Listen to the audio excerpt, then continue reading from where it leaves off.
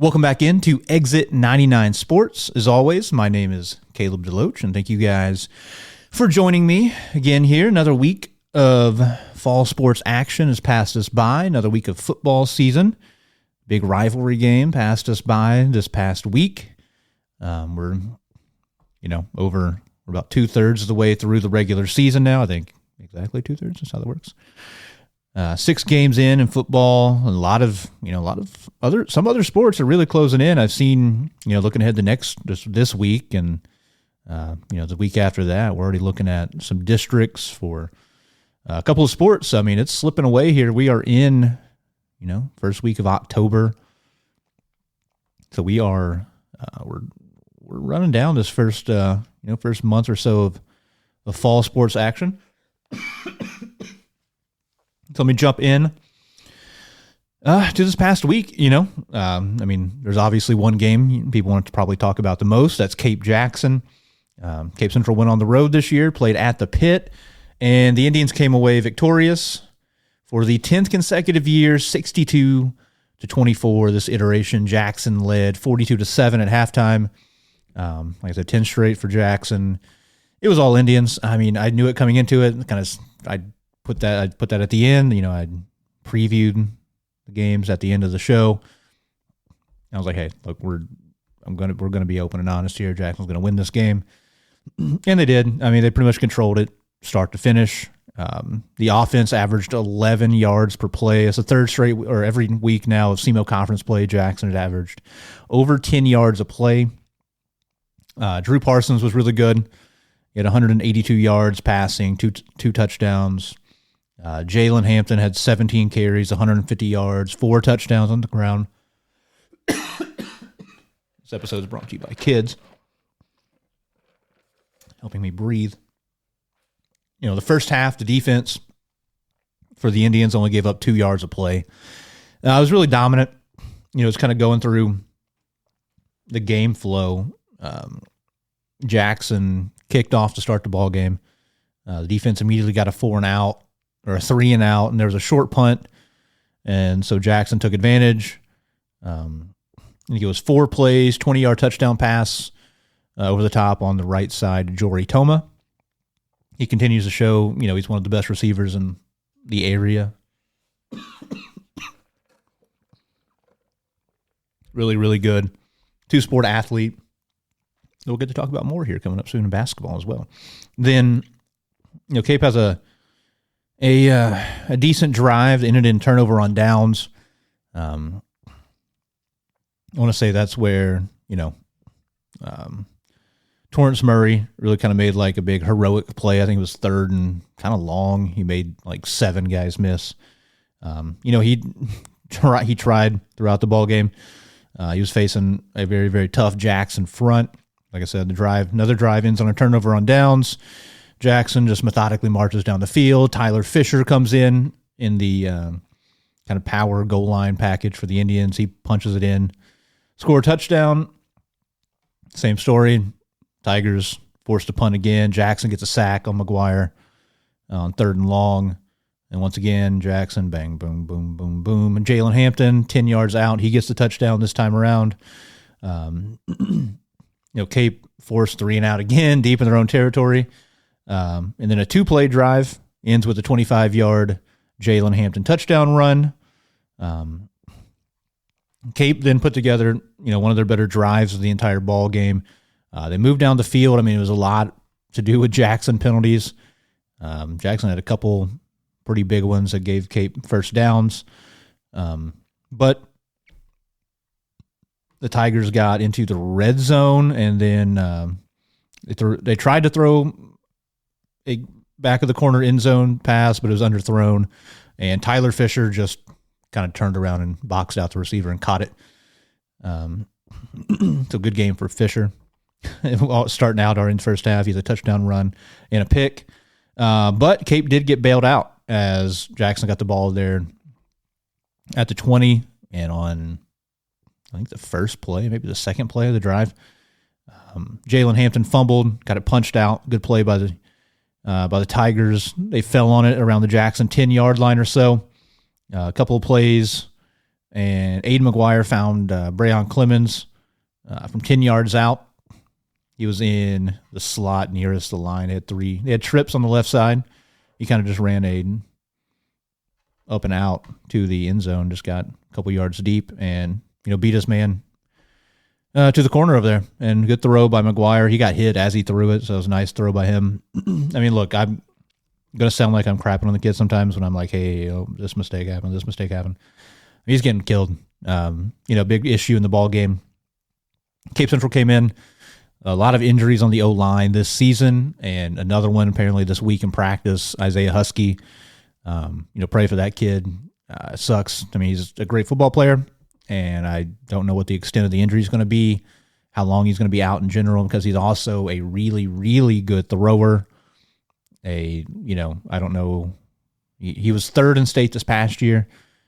I mean, I think the two kids ahead of him are graduating at semester this year, so I mean, he has a legitimate chance to be in state championship contention again this year in throws. So really, really sucks to see him go out the way he did. And, like I said, wishing the best for him and a lot of kids. I mean, Cape has a lot of kids out right now, and they lost more in this ball game. I think another lineman went down. A couple other kids went out. I don't know if they were able to come back in, if memory serves, but it's a tough time right now. Cape Central, like I said, getting beat up. They're playing some tough competition. And that's unfortunately just kind of a result of football, how it goes. Very physical, tough game. And then the Indians, after giving up the touchdown, made it 28-7. There's another drive right down the field. Jalen Hampton scores on a 12-yard run. Then, unfortunately, compounded problems for Cape Central. They fumbled on the next possession. Jackson fell on it. 2-score drive, Jalen Hampton touchdown. After a nice pass to Grant Brown, a little bit of a tight end throwback look for the Indians. Good to see. I mean, pretty consistently something I can talk about. I talk about on the broadcast a lot. I was there doing the broadcast. I do Jackson games myself and Cody Hinkabine that does the pod with me. We're on 104.7 The Bridge. If you want to listen more. But Drew Parsons this year has improved across every part of the game, but he does a really good job just spreading the ball around. I mean, he's got great weapons everywhere, right? Toma, Turley, Brockmeyer, Grant Brown, Jalen Hampton out of the backfield. There's others. Once you start getting even further into the depth chart, there's guys that can ball out, and he does a good job spreading the ball around. Everything's not going to one guy. I mean, some guys, Toma, a couple weeks ago, had huge ball games, but he gets everybody involved.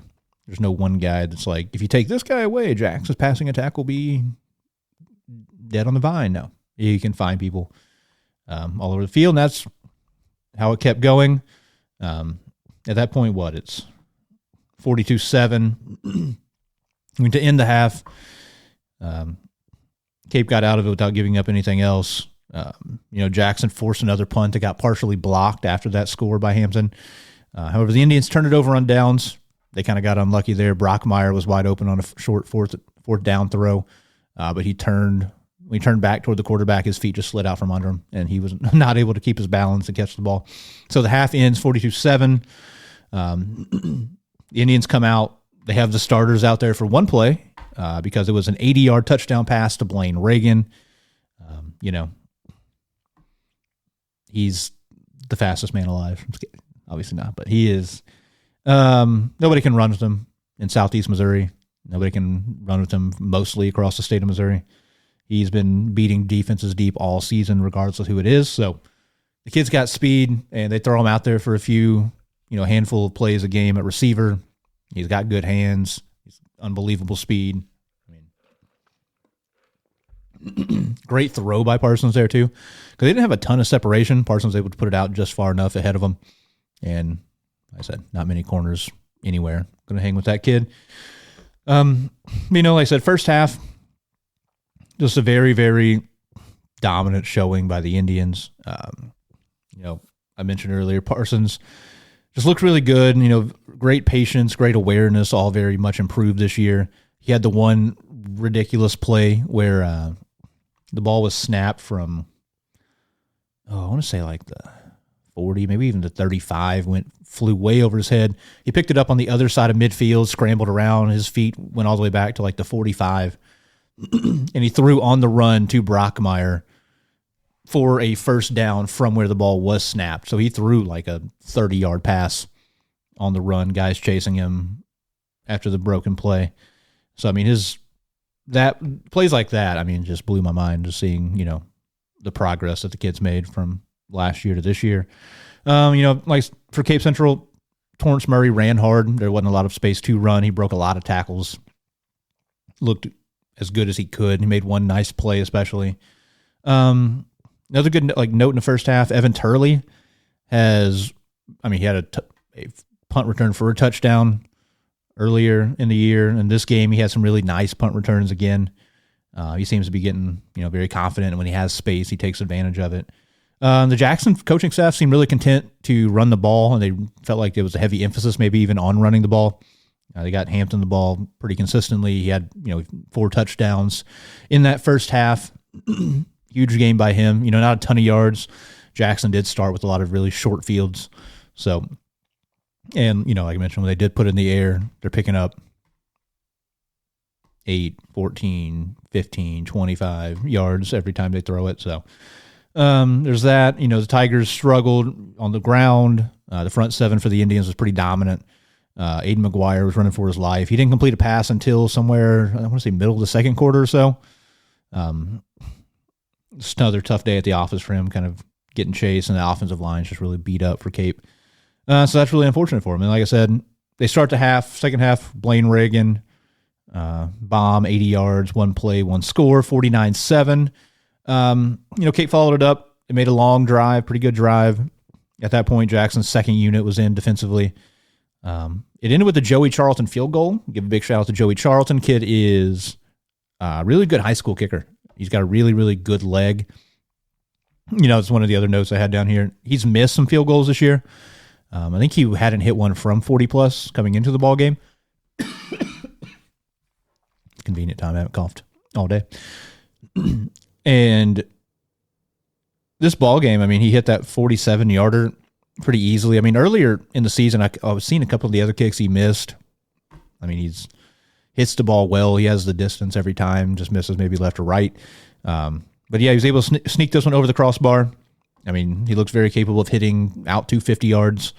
It's a weapon, high school. Not a lot of people have. So, he's a really good kicker. I've been impressed with him, in the kicking game. Every kickoff, I think, in the game was a touchback to my knowledge, especially at least all the ones in the second half and after they scored. Yeah, I'm pretty sure every one he had was a touchback. So, kid's got a big leg.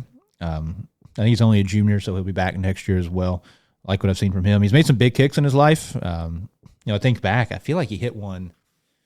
Oh, he hit one on the playoffs. Those huge 2 years ago, maybe maybe the Eureka game.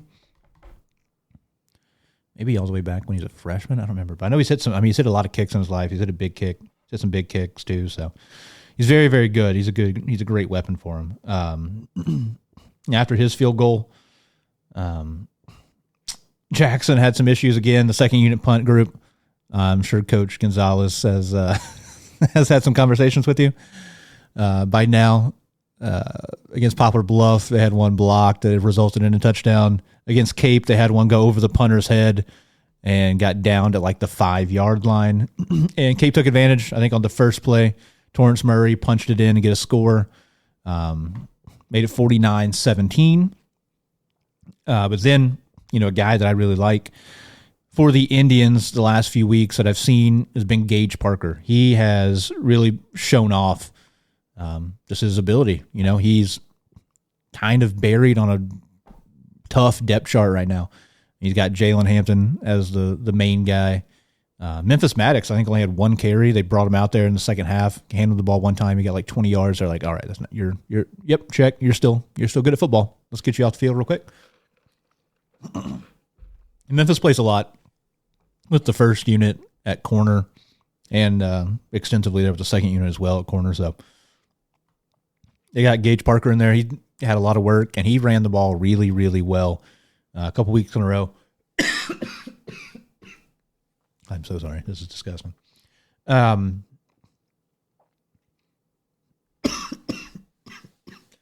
had a 46-yard touchdown run on Jackson's next drive after the Murray touchdown. Tigers answered back. Mikael Boyd had a big run. Tigers got across midfield on the drive. And then Boyd just found a hole. And he was pretty much untouched for 40 yards into the end zone, made it 55-24. And then the scoring for the ball game ended with another Gage Parker touchdown. Long drive by the Indians, pretty methodical, keeping on the ground. Different guys getting involved.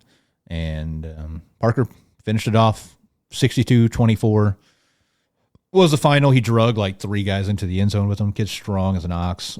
And like I said, he's run well. He has over 200 yards. He had over 100 yards this ball game. He's had over 200, 250 even the last 2 games between Farmington and Poplar Bluff and Cape.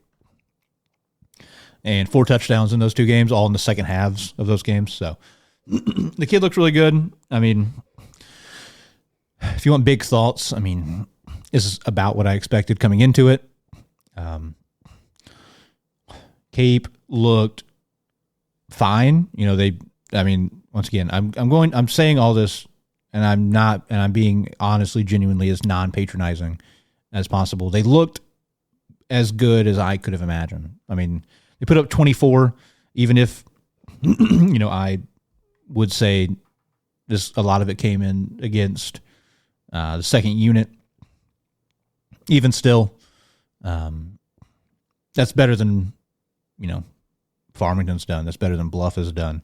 So, I liked what I saw out of them. The offensive line injuries right now is an issue.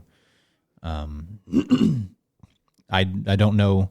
I mean, hopefully a week of practice. We'll talk about next week or this week's ball game. What they can do maybe to shore up some issues. I don't know. Who's coming back. I don't know exactly still either at the moment, but it's going to be an issue. Just in the pass game, McGuire does not have a lot of time.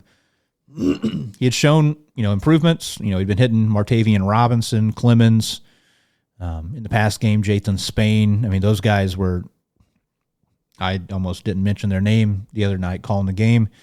I don't think Spain touched the ball. That's got to be something that you kind of evaluate and go back, in my opinion, no matter what it is. Like if you go, I mean, obviously, throw it to him, get the ball in his hands that way.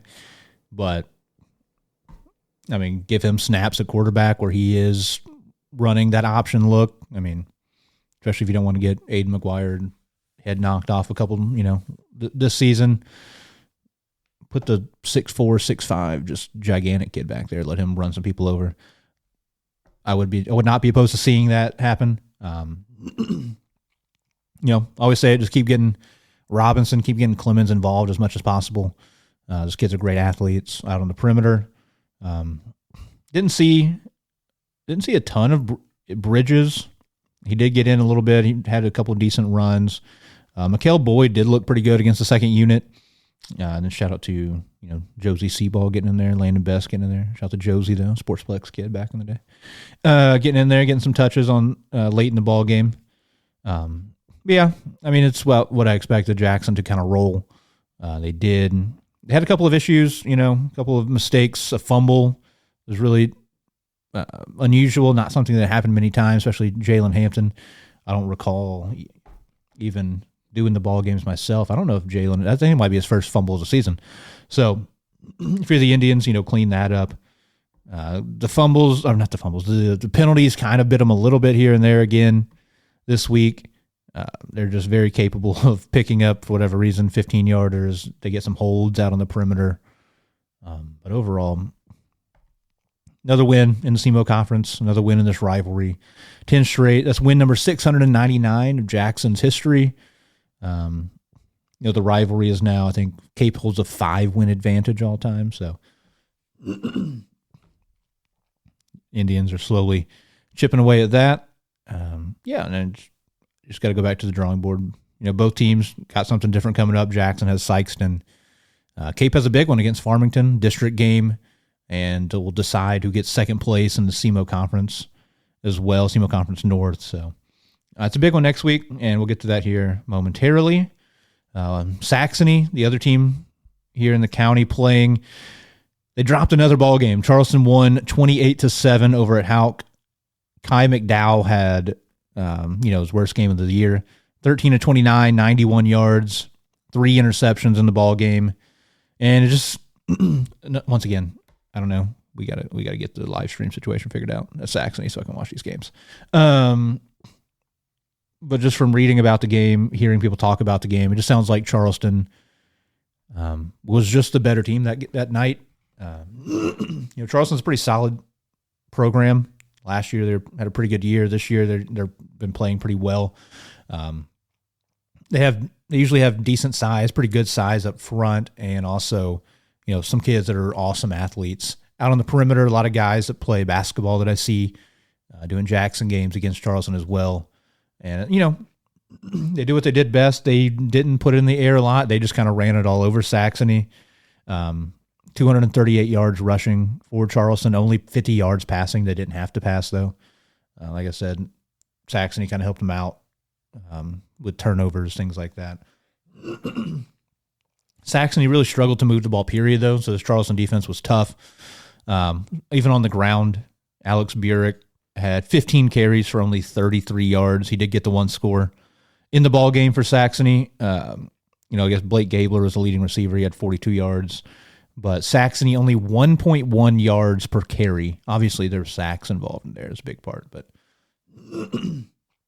just really, really struggled to move the ball in this ball game. Like I said, 1 yard a carry, only 91 yards passing, 3 interceptions. This was a 7-6 game at halftime. But Charleston came out and just kind of methodically just separated themselves from Saxony. Got runs where they needed to. Was it the Kimball kid? He had a good game, so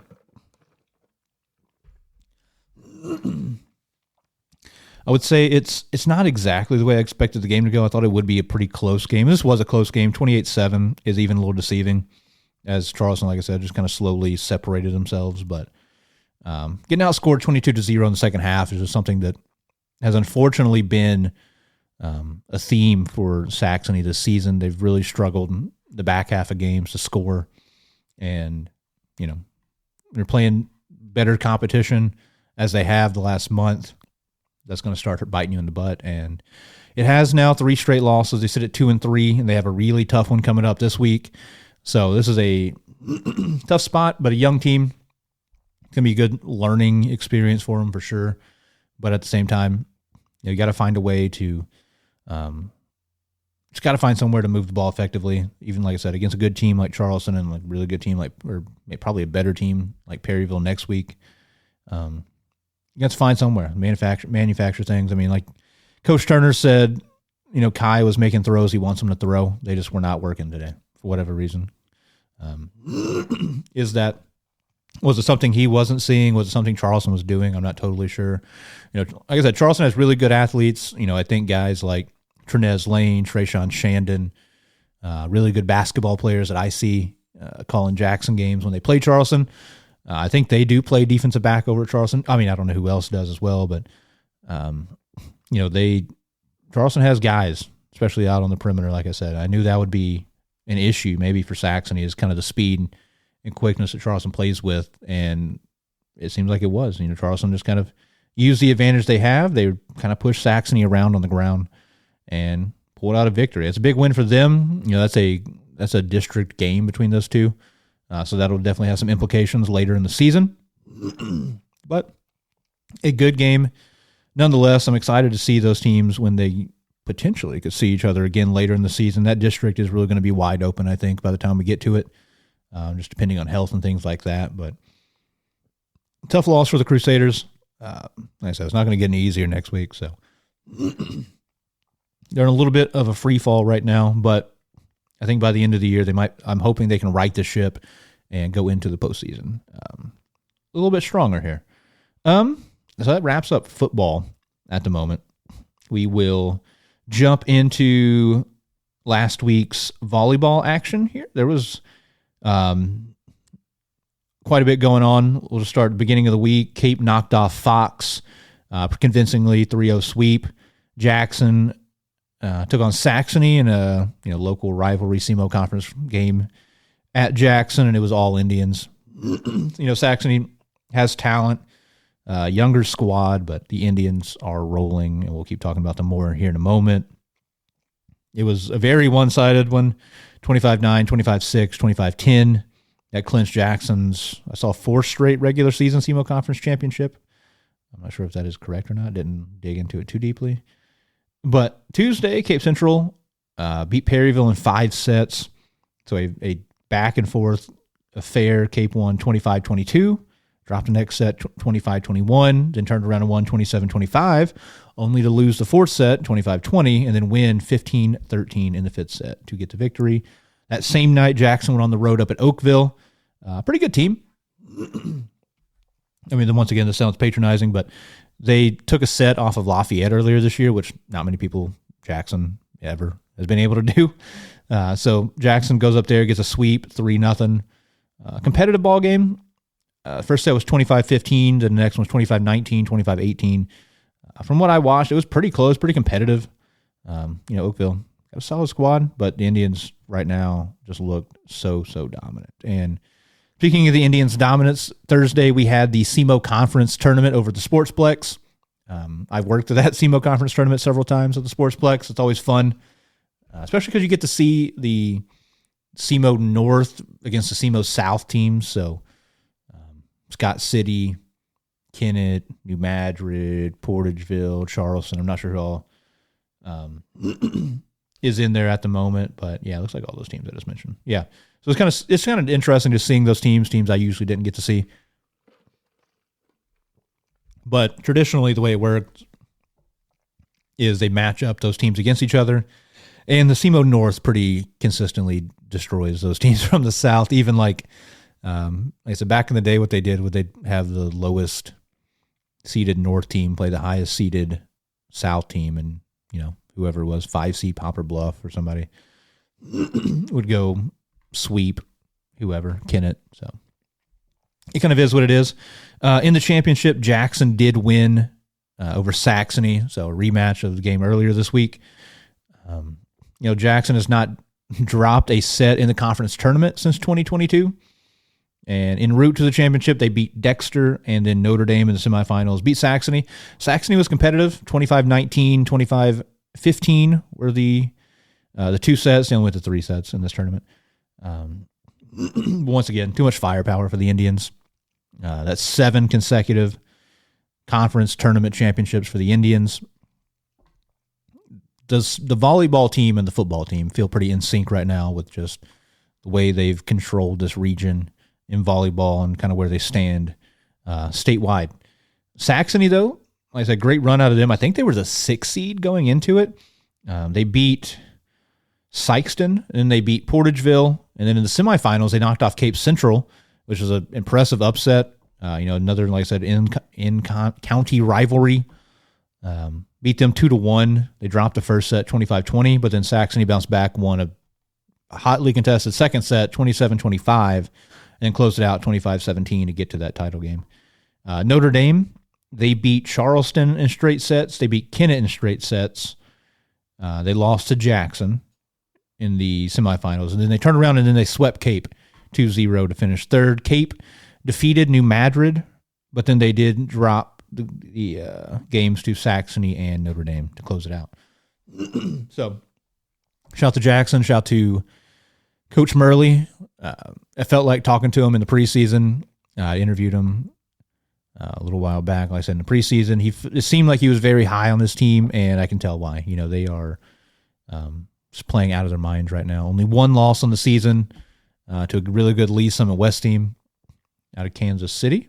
So they look really, really good. They have some tough games coming up still, and a potentially very tough postseason run. We'll see where things end up for them, but they look really, really nice right now. And like I said, like the football team, they are on a different level compared to the rest of Southeast Missouri.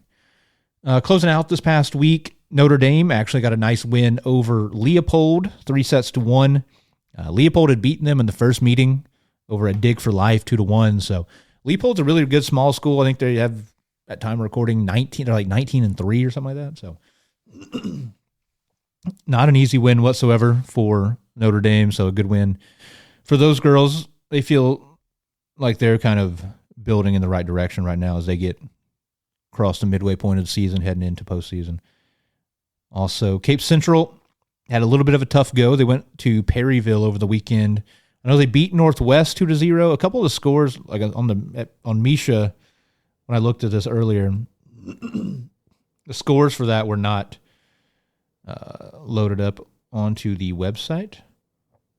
And now it is. Perfect. So they split with Fredericktown, 1 set apiece. They lost to Windsor 2-0. They beat Northwest 2-0. And then they lost to St. Vincent, who I saw did win the Perryville tournament up there.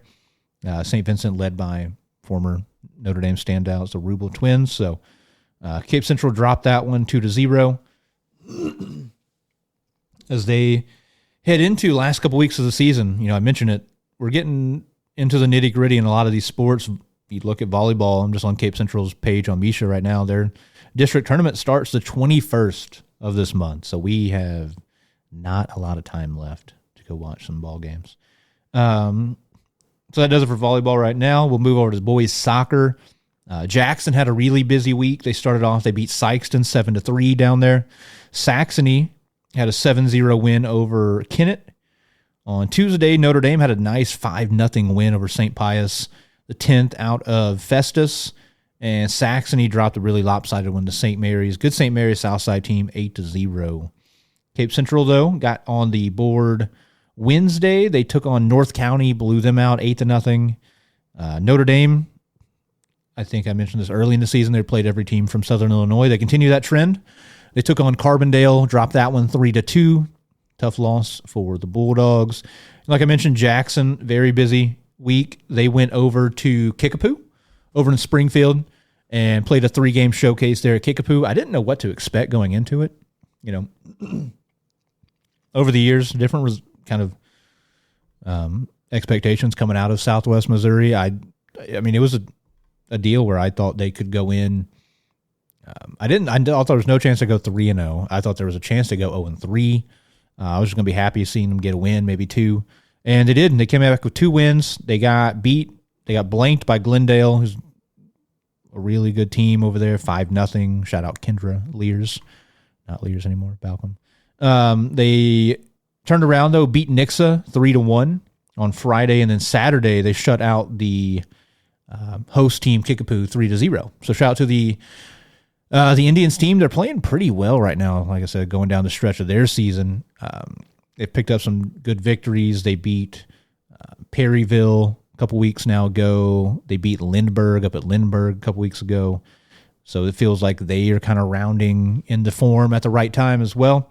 Obviously, it's going to be an uphill battle going into the rest of the season. They have tough games, and into the postseason is going to be really tough for them. But they're playing good soccer right now, so that's good to see.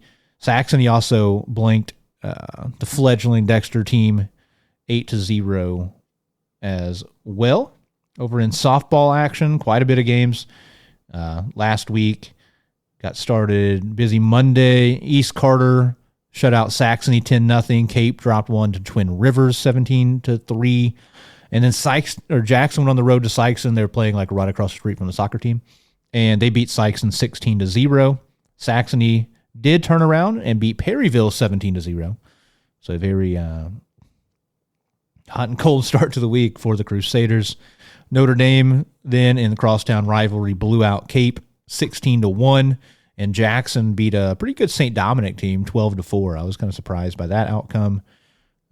Wednesday, Saxony, once again, high-scoring affair. They beat Jefferson 9-3. Chaffee, who is probably the best team in Southeast Missouri in softball, they beat Cape 10-0, and Jackson beat Northwest, who I believe is a district opponent, 3-0. I think that game was a makeup for a rainout from earlier in the year. Closing out the week, Bluff beat Cape 10-0. And then Chaffee, I said it, they are nasty. They got really, really good athletes and multi-sport athletes, girls that are awesome at everything. And they beat Jackson 8-1.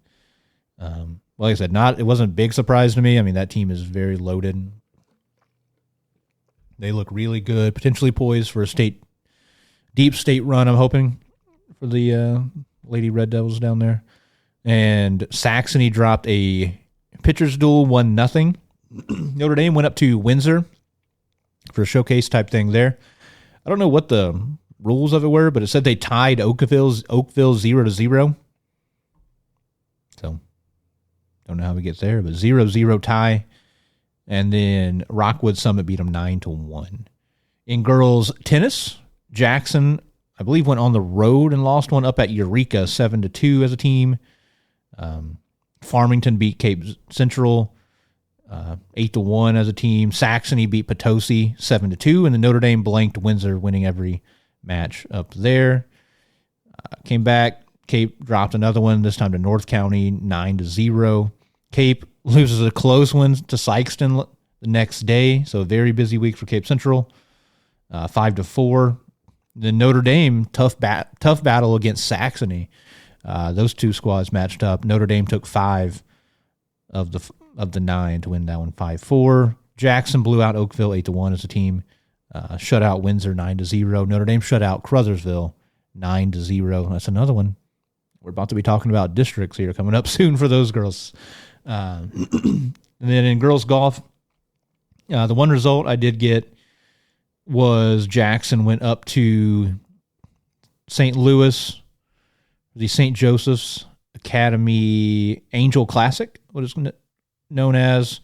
Up there, St. Joe's all-girls private school. Really, really good program in just about every sport up there. They have had some really, really good volleyball teams, some great basketball teams over the years. But, you know, the one name you can always expect to be at the top or near it in all leaderboards when Jackson is involved is Julia Schlitt. She continues her dominant run this season. She finished first overall. She tied, I believe, an 18-hole school record. She shot a 69 to come in first. Jackson, as a team, came in third up there at that event. Just a great, great showing.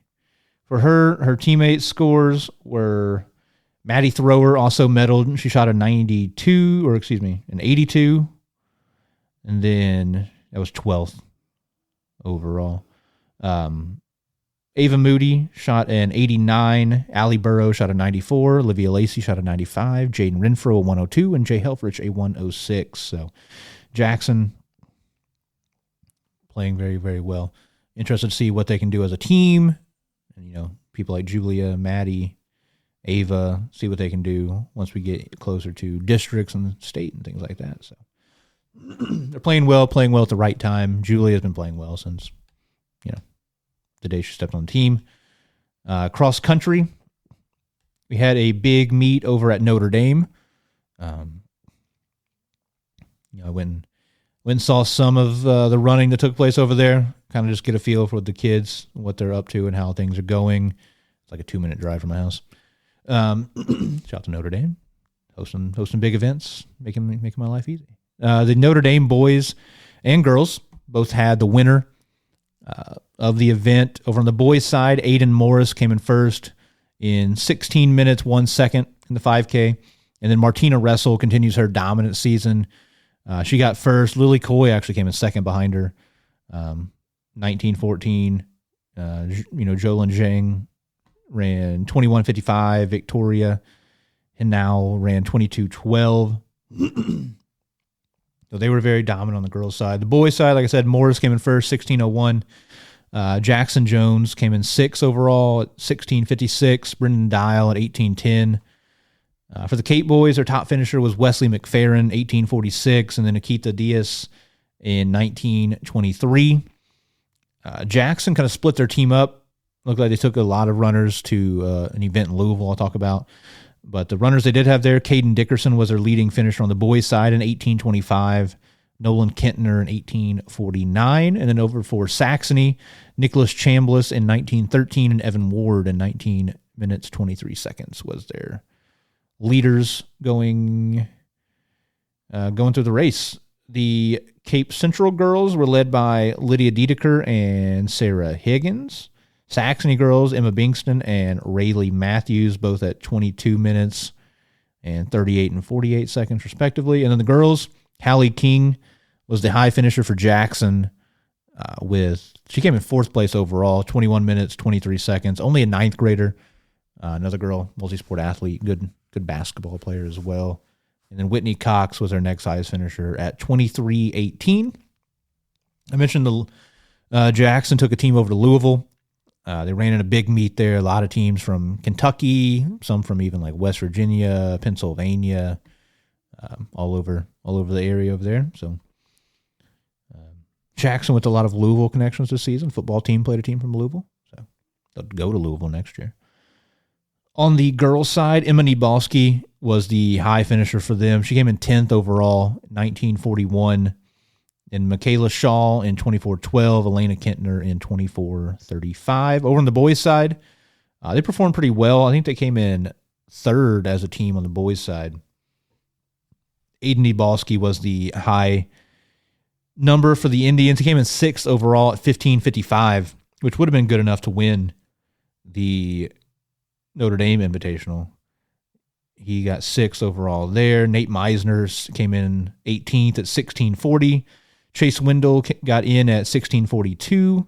And Kenyon Kelpie was their fourth highest finisher at 17:11. So good showing by the Indians over there in Louisville, representing the area. But like I said, back here at home, Notre Dame pretty much dominated throughout. Martina Russell, Lily Coy doing what they do best, kind of controlling the area. In cross country, it's going to set up some really, some really fun meets here going down the end of the season. So it pretty much does it for recaps. Looking ahead to this week, I'm recording this on Monday, so by the time you guys are watching it, a lot of action will already taken place. We'll talk about that in the next episode.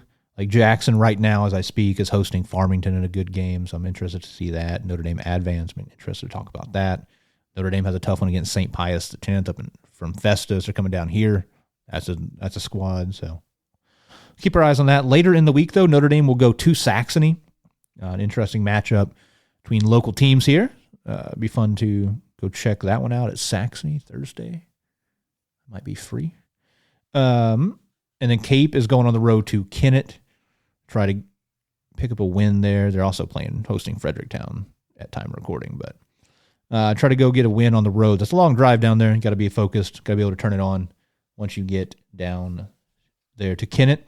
Over the weekend, Saxony will be going up north to Lutheran South, playing a tournament there, and Jackson will be hosting their varsity tournament as well at home. So I'm going to go see some pretty good volleyball. Go check out the Indians this Saturday as they host a tournament over there at the Event Center. They try to continue their awesome run here to the start of the season.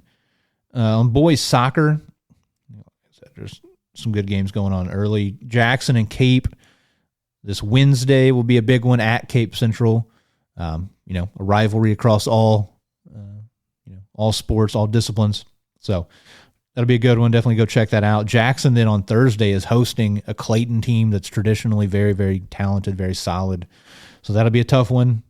Notre Dame will be on the road at Fredericktown. Saxony is hosting Perryville. That'll be a tough ball game on the 9th as well. Then Notre Dame goes on the road. Well, you have a couple teams. Notre Dame goes on the road to Rolla on Friday, and then Jackson takes their turn and goes on the road to Rolla on Saturday. So we'll see how that goes. A little bit of a drive there as well. We'll see how that affects the teams. Softball, pretty busy slate. Once again, later in the week, we got Saxony hosting Cape. That'll be interesting to keep your eye on. Notre Dame hosting Perryville. And Saxony goes on the road to DeSoto. Notre Dame to Kelly. Cape to Naylor on Thursday. Saxony, busy week continues. They host Neelyville the 10th.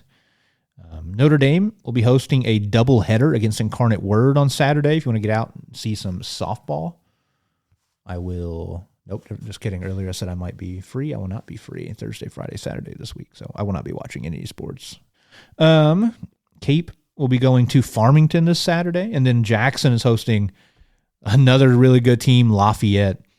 I believe Lafayette is who knocked Jackson out of the playoffs last year. So Jackson, once again, challenging themselves on the softball diamond, going to have their hands full against Lafayette. Cross-country action. Not a lot going on from what I could see. Saxony is at Woodland Thursday for a meet. Woodland, by the way, performed really well over there at Notre Dame. I think as a team came in first or second on the boys' side. So they got a good squad. Leighton boys, really good runner and basketball player. And Saturday, Notre Dame will be up at the Potosi Invitational. In girls golf, a couple of notable things coming up. We have Jackson, Cape, Notre Dame, and St. Genevieve playing a quad. These teams just like playing golf together, I think. I feel like they talk about them playing each other in the same events every week. And then, so we're coming up for golf on district tournaments starting Monday, October 13th. Obviously, I usually don't talk that far out, but with that coming up that close, I want to go ahead and look into it. Like I said, the 13th, so Jackson will be playing the Class 4 District 1 golf tournament up in Farmington on the 13th, up at Crown Point up there. So that will be, it'll be interesting. Their team has been playing well as a group. And I wish them all the best, Julia Schlitt looking to win districts and hopefully get the whole team, like I said, qualified on to the next round. I think they go from districts to state, but don't quote me on that. Actually, I can tell you. Yeah, they go from districts to state, so hopefully they can get the whole team through there and qualify. And let's see, for the Cape Central Tigers, they will be same day, except Class 3. They'll be in Class 3 on Monday. District 1 tournament will be in Crescent, Missouri. Crescent Farms is the course name. Can't tell you much about Crescent Farms, but we will check it out here as we keep moving things along. We'll look at who we got. Notre Dame will be, I believe they're in that same district as Cape Central, are they not? Yeah, Class 3, District 1. Yep, Notre Dame will be playing there in Class 3, District 1. So that the host is Rockwood Summit. Class 3, District 1 will have some heavy hitters, though. Like I said, Notre Dame looking to advance some people for sure, but you got, Narrix Hall. Poplar Bluff has a good squad. Corhay Zoo, always good in every sport, another all-girls school. So be looking ahead to that, but it will definitely be some tough tournaments. Class 4, District 1, I mentioned Jackson playing. You've got St. Joe's will be very tough. Visitation Academy, very good. A lot of public schools, Eureka, Fox, Kirkwood, Lafayette, Lindbergh, Marquette, yada, yada, yada. Westminster Christian, Ursuline Academy. So a lot of tough teams for the Indians to compete against. They'll definitely have their hands full. Definitely be a little bit of an uphill battle. So we have to watch and see how, keep up with them, see where they're able to finish at, and then, like I said, hope for the best as they try to advance into state. Hopefully we get some teams to advance into state. If not, hopefully we get a lot of individuals. Then, the last thing, we have a couple of things. Boys, swimming and diving. We're here. We're in districts right now. Cape and Notre Dame, I believe, are competing on Tuesday. Jackson on Wednesday in their districts. So we are officially at the end of things for these guys. Jackson will be in. Oh wait, no, I lied. Swimming and diving. What am I looking at here?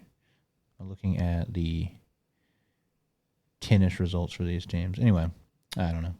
The tennis teams will be going this Monday. We have 3 matches. Saxony at Sikeston. Like I said, we'll be missing some of these. Jackson, Crothersville, Cape Melville. Later in the week, Saxony's at Festus. And then that's where I said there should theoretically be then tennis districts coming up later in this week as well. We look at Saxony. They do list from the 9th through 11th, the individual or the singles tournament for Class 1, District 1. Then October 13th through the 16th is the team tournament, and then followed by state after that. So We are once again here in the very, very end, very nitty-gritty of the season. Notre Dame will be in Class 2, District 1, the 11th is what it's listed as for them. Jackson will be in Class 3, District 1 singles tournament. It's also listed as the 9th through the 11th of this week. And Cape Central will be in Class 2, District 1 for the singles tournament. And it's just listed as the 11th. So, yeah, we are here at the very, very end. Class 2, District 1 tournament will be at Notre Dame. So Notre Dame will be hosting over there. So a quick drive. However, Jackson has to go up on the road to Eureka up in St. Louis. For their tournament, Class 1, District 1 is at SEMO, at the SEMO courts over on Bertling. So not too far of a drive for everybody to go check out. Then, I guess we can go ahead and jump into the football preview here. I mean, you have one big game, I would say, for a team. We have another really tough one, and then one that might be a little bit of a snoozer. I guess I'll start with Saxony. Saxony is at Perryville. Perryville's Class 4 team. Saxony's Class 1 school. In a little bit of a tough stretch right now. They're 2-3, 3 straight losses. But with the exception of this Charleston game, the Crusaders have been scoring. They do come in averaging 32 points a game. They give up 27. Like I said, trying to break a 3-game losing streak, but it will be a tough one.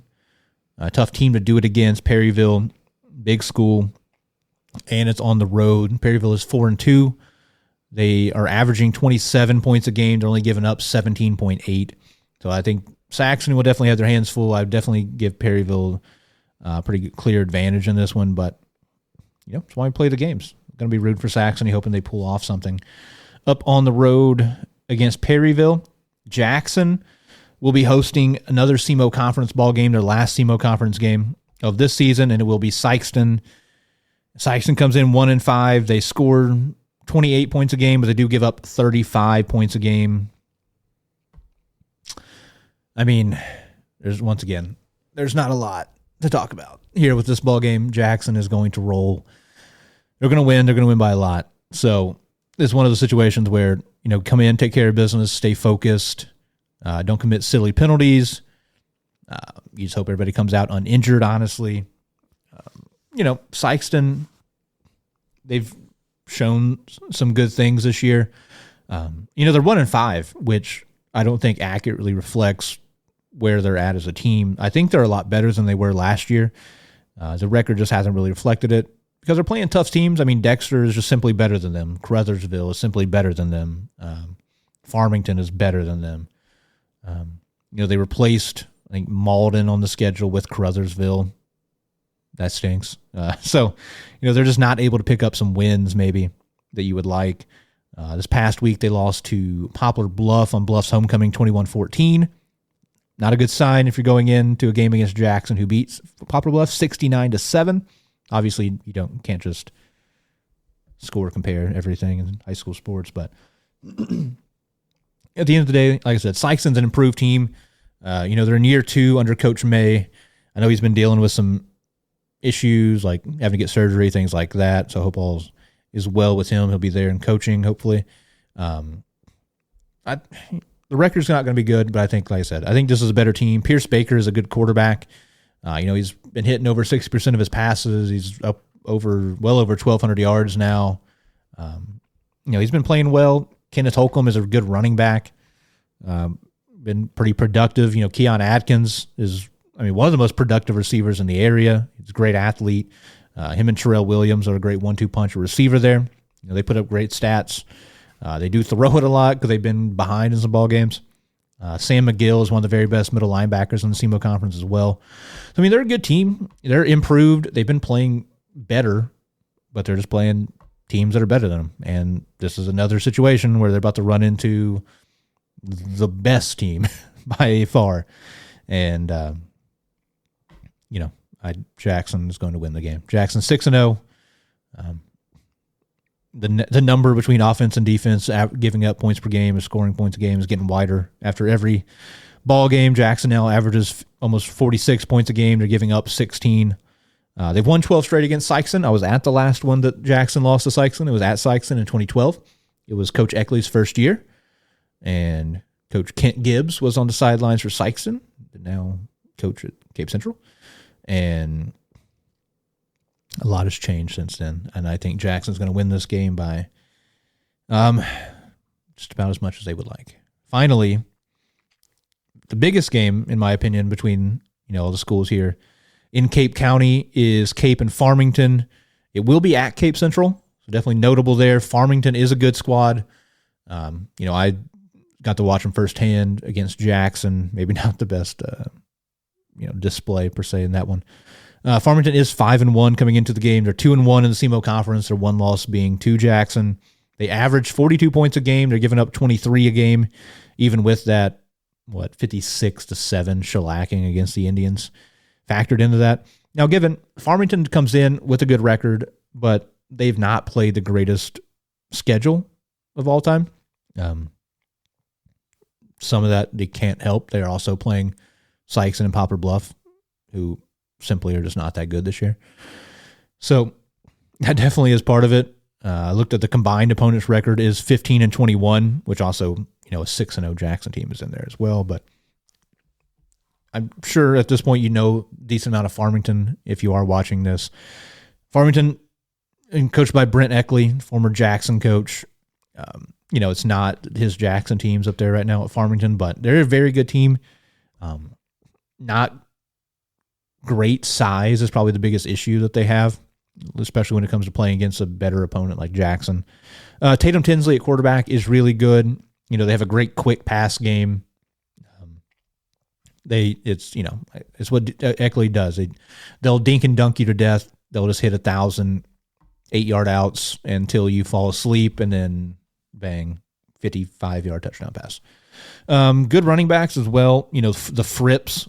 You got one that plays running back, one that plays receiver. Both very, very good tandem, skill position players.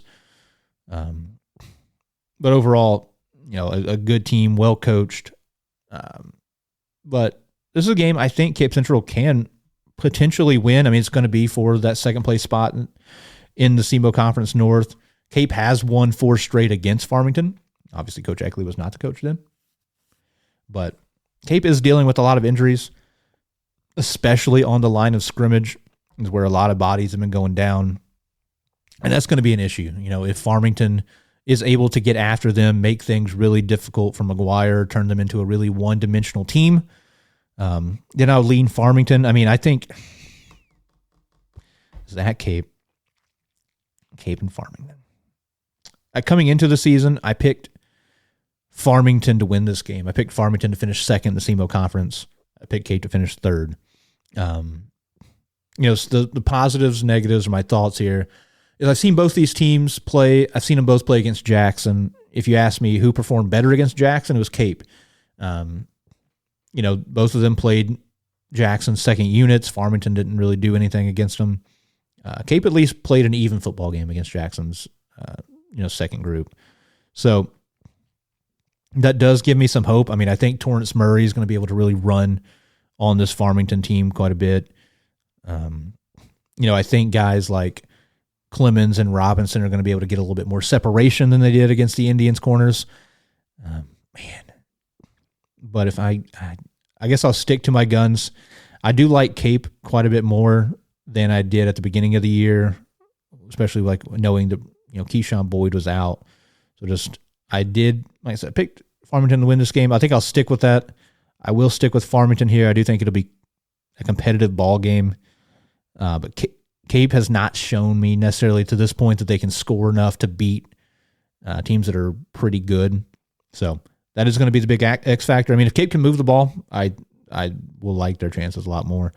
But they've not shown me the ability to really move the ball against a team that I consider to be pretty good. So I'll lean Farmington here.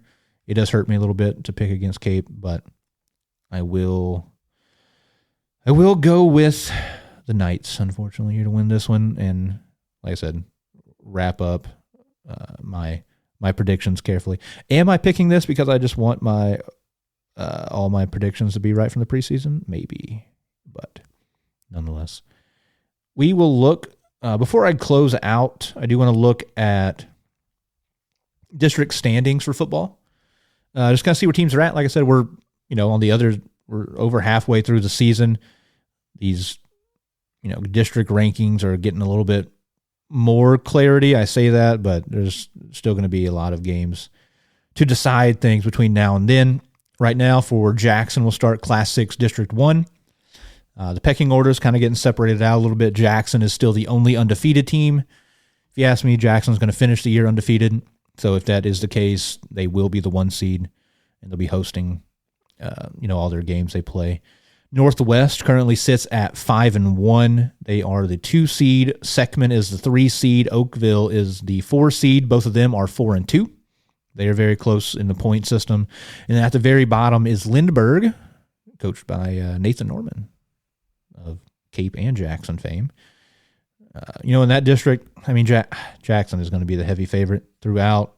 Northwest has a game against Oakville still to play. Seckman has, they already played Oakville, so they've already beaten Oakville, so they do have that tiebreaker. So regardless, I do think Jackson is going to be the top dog in this district, and I think they're going to roll through that district in the end. Cape has a much, bigger question mark right now. They have a bigger district A, just numbers-wise. But this is kind of the game right now. We're about to figure out maybe who's going to be the number 1 seed this week. Farmington currently sits at number 1 at 5-1. They're the only 5-1 team in the district. Cape currently number 2. They're 4-2. They got 38 points. And then Webster Groves is number 3. They're listed at 3-2 with 36 points. And then there is a noticeable gap after that. Actually, Fox at 1-5 is the 4th seed with 29 points. And Miller Career, who plays Jackson in a couple weeks, is 3-4. They come in after Fox and Melville, and then Bluff still currently sits at the bottom of that district. This will be the decider. Cape and Farmington, who is going to be the 1 seed, who's going to host a theoretical matchup between them, or host, their entire time, host a championship potentially. So if you're the Tigers, this is a big one. This is a very meaningful game. It could mean having to go on the road to Farmington later in a district championship game. You don't want to do that. You want to host it down here at your place. So this is a big one for them for sure. This will mean a lot and could potentially even, knock them out of that number 2 spot, depending on what Webster Groves does the rest of the way. And finally, Saxony, Class 1, District 1. By the point system, they currently sit at number 1. But if memory serves, teams can jump like 1 spot if they have a tiebreak or they have to win head-to-head matchup over you. So the way it's listed on here is Saxony 1, Charleston 2, Portageville 3, Hayti 4, Malden 5. With the exception of Malden, I think anybody could win this district. Hayti has been really beat up. They currently sit as the 4 seed. They'll probably stay there. We'll see, though, depending on health. And so I believe with the head-to-head victory, Charleston is the de facto 1 seed over Saxony. But that is where we sit right now district-wise. And like I said, we are coming up now to the real nitty-gritty of the season. We are, getting into district play in a couple of different sports. I don't know what I read earlier that told me that we were at districts in swimming. That is just simply not the case for Jackson. At least it says they don't swim in districts till November 8th. So your boy was unbelievably off there. So they have a couple of events this week. The Splash Out Cancer event on the 9th. That is over at SEMO. So go check that out. But yeah, no, we're getting down here to the nitty gritty. We're getting up on some district play in several sports. We're there, tennis, golf. Quickly look at cross country. Their districts are not until early November, looks like as well. So we got a little bit of time. We're coming up on the SEMO Conference meet. That's going to be interesting. See what the 2 star sophomores at Notre Dame can do against maybe some Indian runners. See how people close out the season. We're getting into the point where you need to be peaking here. You want to be your best when you do get into the end of the season. So this is when athletes need to be peaking, when teams need to be meshing and clicking the most. Obviously, we talked about an issue in football is the later the seasons go, traditionally, the more injured teams get. So you got to find a way to manage that, deal with injuries. Keep talking about Cape Central. You're going to have to find guys to fill in spots on the O-line as kids keep picking up bad injuries over on that side of the ball. Unfortunately, so a next man up type of situation, who has the most depth, who has the depth that they can trust, are all going to be big, question marks and big separators, differentiation between these teams as we roll into the end of the season. That's all the games and stuff I have to talk about. A couple random shout outs here at the end of the episode. I guess start Cape and Jackson cheer. Shout out to them. I saw they both got second in their respective regionals. Good job for them. Braden Harris, Jackson right tackle, has gotten a rating on 247, so he's got a profile on there now. He's a 3-star prospect, number 7 in the state of Missouri. 2027 class. He recently picked up an offer to Kansas State and went on a visit to Mizzou.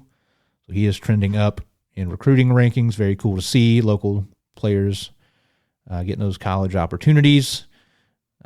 Former SEMO football player Ryan Flournoy had a big game for the Cowboys, 6 receptions, 114 yards. And another little bit more local flavor, SEMO soccer. They got their first victory for head coach John Klein. They knocked off UT Martin 2-1. And the team has a couple of former Indians on it, Justin Nelson, Maya Domian. So shout out to them. And shout out to those girls for getting their first victory of the season. So that pretty much covers everything for me. I think it's everything I got to talk about. It's a lot to talk about, but here we are. Like I said, it's been a good season thus far. We're in the heat of it. We're getting to the back side of it now at this point in most sports. So while there's still opportunities, I talked about a lot of games. Go out, see these kids play. Go show your appreciation for all their hard work, all their time spent in the summertime getting ready for fall season. Go support them. Go watch some big games, some big races, some big events. Support everybody out there here in the area. Thank you guys as always for watching and listening. Make sure to subscribe, like channels, post, anything like that. Check us out on all our social media. All you gotta do is just look up Exit 99 Sports on pretty much anything. I just try to share as much info that teams put out as well, of when games are being canceled, results of games, things like that. I try to share all that stuff on social media or anytime kids post highlights, things like that as well. So check us out there if you're interested in any of those things as well. And thank you guys for watching. Thank you for listening. And it's been another good one. Thank y'all. See you in the next one. Take it easy.